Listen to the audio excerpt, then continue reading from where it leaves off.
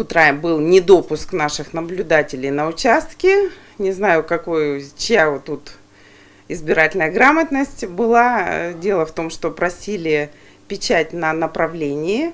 Но так как у нас наблюдатели в эти выборы идут конкретно от кандидата на должность главы Республики Коми Брагина Михаила Анатольевича, печать на направлениях не требуется. Но мы с этим разобрались, все наблюдатели допущены к работе.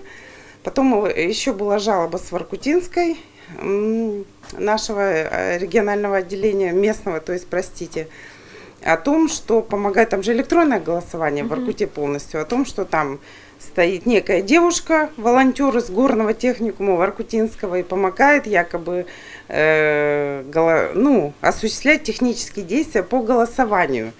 И вот наши наблюдатели засомневались, насколько эти правомерные действия. Была написана жалоба в территориальную избирательную комиссию на имя Жилениса Дмитрия. Разобрались, вот волонтеров убрали. Вот у нас такая информация, что их убрали, помощников таких вот.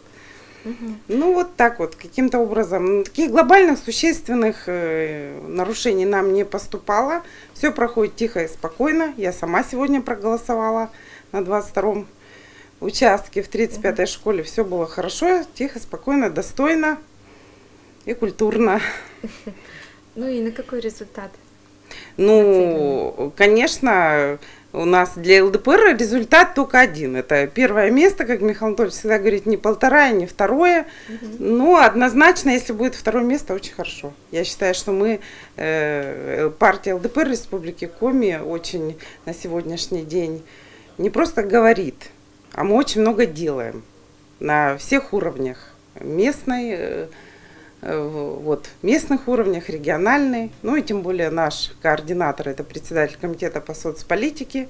Это вообще важная, больная тема в Республике Коми. И, конечно, делает много. И мы отличаемся только тем, что мы делаем. И будем делать вне зависимости от результата выборов. Потому что мы, дорогие избиратели, всегда работаем только для вас. Вы это знаете.